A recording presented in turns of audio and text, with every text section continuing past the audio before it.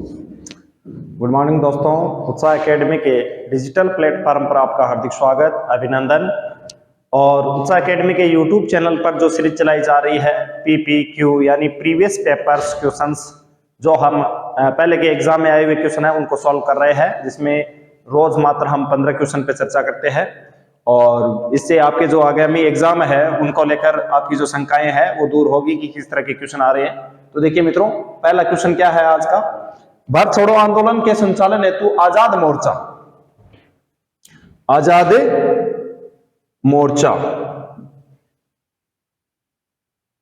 भारत छोड़ो आंदोलन के संचालन हेतु आजाद मोर्चा, आजाद मोर्चा का गठन हुआ। कहां पर किया गया था आजाद मोर्चे का गठन? देखिए, उदयपुर, जयपुर, जोधपुर, बीकानेर। तो भारत छोड़ो आंदोलन 1942, इस दौरान जो आजाद मोर्चा है उसका गठन कहां पर किया गया था मित्रों? उदयपुर, जयपुर, जोधपुर या बीकानेर। तो भारत छोड़ो आंदोलन के दौरान 1942 में आजाद मोर्चे का जो गठन किया गया था वो किया गया था हमारे जयपुर में। कहां पर किया गया था? जयपुर में। कहां पर किया गया था? तो इसका जो सही उत्तर है वो जयपुर होगा, आपको ध्यान में रखना है।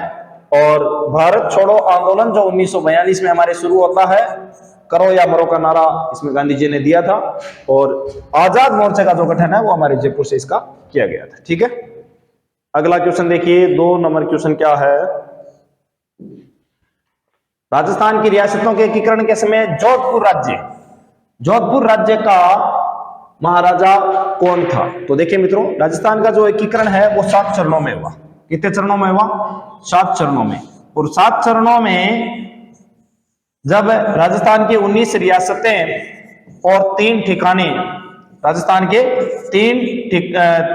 3 ठिकानों को जो मिलाया गया था राजस्थान में, उस दौरान जोधपुर राज्य के जो महाराजा थे उनके बारे में पूछा जा रहा है। उमेद सिंह थे, विजय सिंह, गज सिंह या हनुमंत सिंह? तो देखिए मित्रों, जोधपुर राज्य के उस समय जो हमारे महाराजा थे वो हनुमंत सिंह थे, और इन्होंने पूछने पर पाकिस्तान में मिलने की मांग भी रखी थी। तो कई बार ऐसे भी पूछ लेते हैं कि राजस्थान एकीकरण के दौरान राजस्थान के वो महाराजा जो पाकिस्तान में मिलना चाहते थे या पाकिस्तान में जाने के इच्छुक थे वो हमारे हनुमंत सिंह थे। तो आपको ध्यान में रखना है, जोधपुर राज्य के महाराजा हनुमंत सिंह थे। तीसरा क्वेश्चन क्या है, राजस्थान की किस बोली पर मराठी भाषा का प्रभाव है? मराठी भाषा का प्रभाव, अब देखिए मित्रों, मराठी भाषा बोली जाती है महाराष्ट्र। कहां पर बोली जाती है? महाराष्ट्र में, गुजराती गुजरात में। तो अब अगर अपन ऑप्शन देखें तो मराठी भाषा का जो प्रभाव है वो कहां पर होगा? मारवाड़ी, मालवी बोली पर, मेवाड़ी पर या ढूंढाड़ी पर? तो देखिए मित्रों, ढूंढ नदी के आसपास के क्षेत्र में, जयपुर के आसपास के क्षेत्र में बोली जाती है ढूंढाड़ी, तो यहां पर तो मराठी के बिल्कुल भी चांसेस नहीं है। तो ये तो ऑप्शन हमारा हो जाएगा कट। मेवाड़ी जो क्षेत्र है एक तरीके से मध्य राजस्थान और कुछ हिस्सा जो दक्षिणी राजस्थान का है, यहां पर भी मालवी का बिल्कुल प्रभाव नहीं है, मराठी का जो बिल्कुल प्रभाव नहीं होगा, तो ये भी ऑप्शन गलत हो जाएगा। मारवाड़ी में वैसे भी नहीं है, तो इसका जो मालवी है यानी मध्य प्रदेश के आसपास के क्षेत्र, और मध्य प्रदेश के साथ सीमा लगती है जैसे मान लो महाराष्ट्र की, तो इस वजह से मराठी भाषा का जो प्रभाव है वो मालवा के द्वारा, जो राजस्थान में मालवी बोली बोली जाती है मालवा के क्षेत्र में, उस पर मराठी भाषा का प्रभाव है, मराठी भाषा का प्रभाव है। तो इसका जो सही ऑप्शन है वो मालवी होगा। क्या होगा? मालवी। चौथा क्वेश्चन क्या है आज का, देखिए, निम्नलिखित में से राजस्थान का कौन सा शासक राजवंश यादव राजवंश से संबंधित है? यानी राजस्थान का वह राजवंश जो यादव राजवंश से संबंध रखता है। राठौड़, भाटी, कछवा, सिसोदिया। तो यादव राजवंश से संबंध रखने वाला जो राजवंश है मित्रों वो है भाटी। क्या है? तो भाटी राजवंश है, ये यादव राजवंश से संबंध रखता है। तो आपको ध्यान में रखना है, भाटियों का जो संबंध है वो यादव राजवंश से। अजमेर शहर का संस्थापक कौन है? अरुणोराज, पृथ्वीराज प्रथम, अजयपाल, अजयराज। तो ये सारे शासक है वो अजमेर चौहान वंश से संबंध रखते हैं। हमें पूछा है अजमेर शहर का संस्थापक कौन है? तो देखिए मित्रों, अजमेर शहर का जो संस्थापक है वो है अजयराज। कौन है? अजय राज। आपको ध्यान में रखना है, अजयपाल नहीं है, पृथ्वीराज प्रथम भी नहीं है, अरुणोराज भी नहीं है। तो अजय राज ने अजमेर शहर की स्थापना की थी, आपको ध्यान में रखना है। राजस्थान का मक्का, हार्ट ऑफ राजस्थान, राजस्थान का हृदय अजमेर को कहा जाता है। कर्नल जेम्स टॉड ने निम्न में से किस युद्ध को मेवाड़ के इतिहास का मैराथन कहा? मेवाड़ इतिहास का मैराथन किस युद्ध को कर्नल जेम्स टॉड ने कहा था? तो देखिए, हल्दी घाटी का युद्ध, गोगुंदा का युद्ध, दिवेर का युद्ध, कुंभलगढ़ का युद्ध। तो देखिए मित्रों, हल्दी घाटी का युद्ध है, इसे कहा था मेवाड़ की थर्मोपली, मेवाड़ की थर्मोपली। तो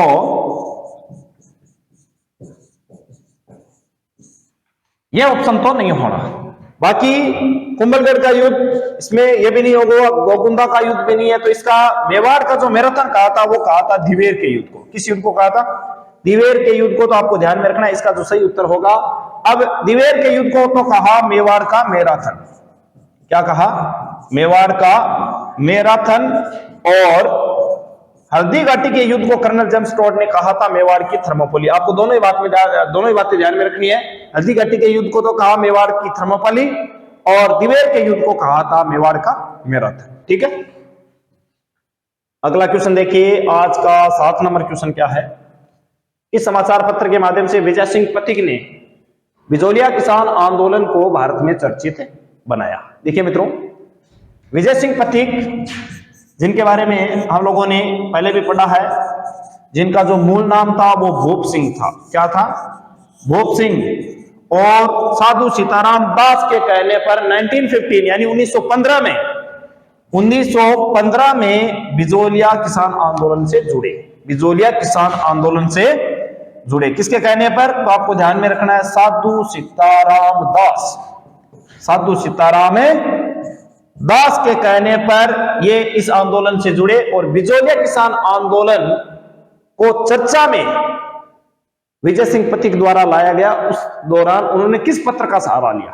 तो प्रताप, यंग इंडिया, मराठा, केसरी। तो देखिए मित्रों,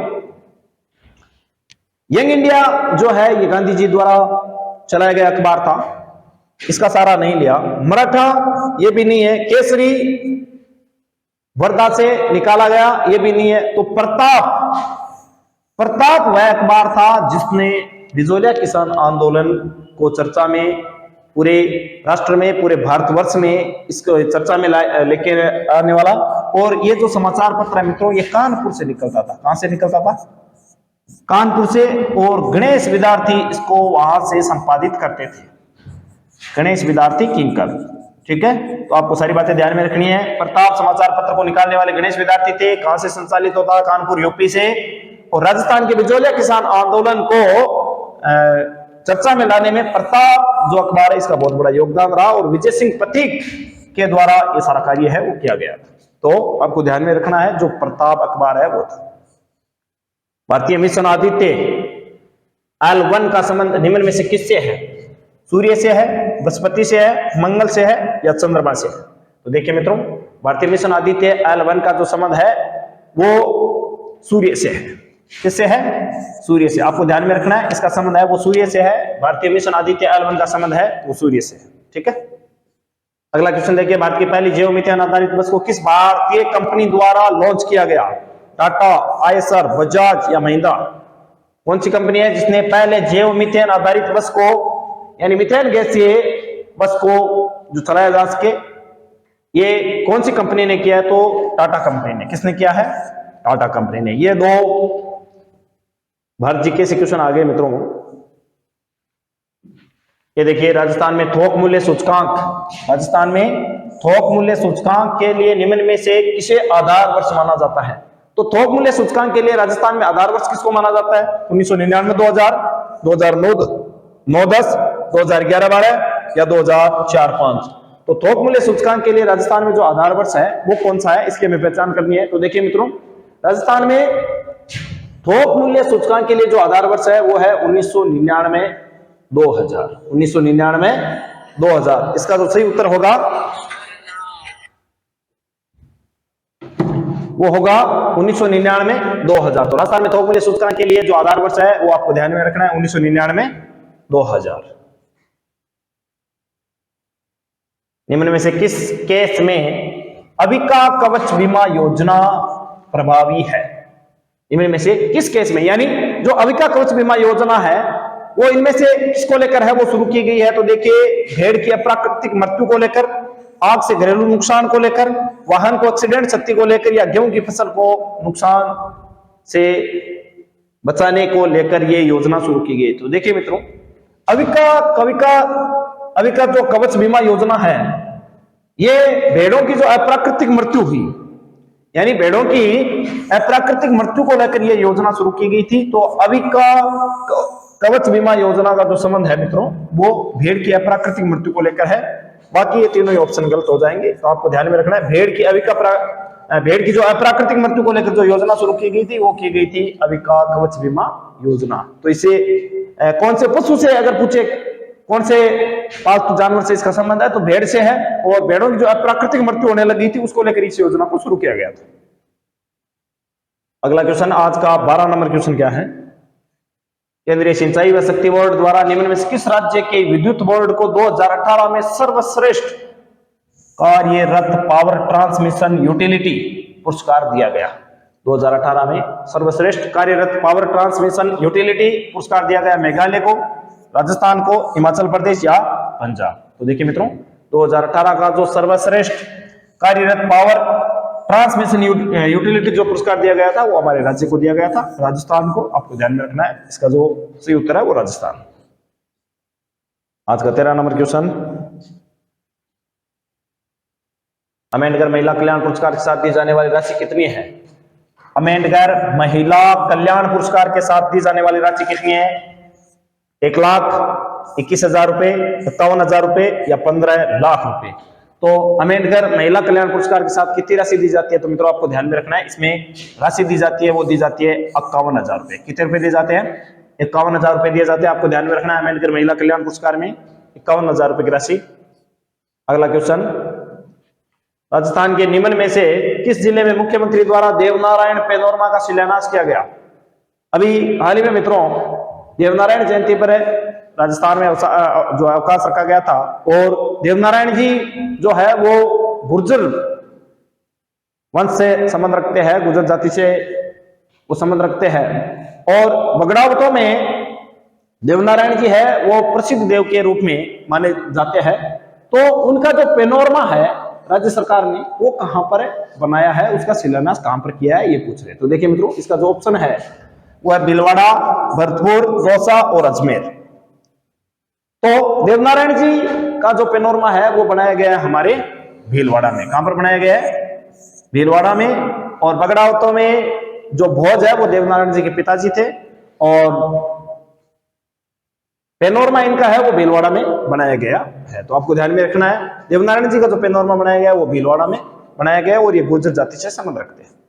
आज का अंतिम क्वेश्चन, भारत का प्रथम डिजिटल आर्काइव राजस्थान के किस शहर में स्थित है?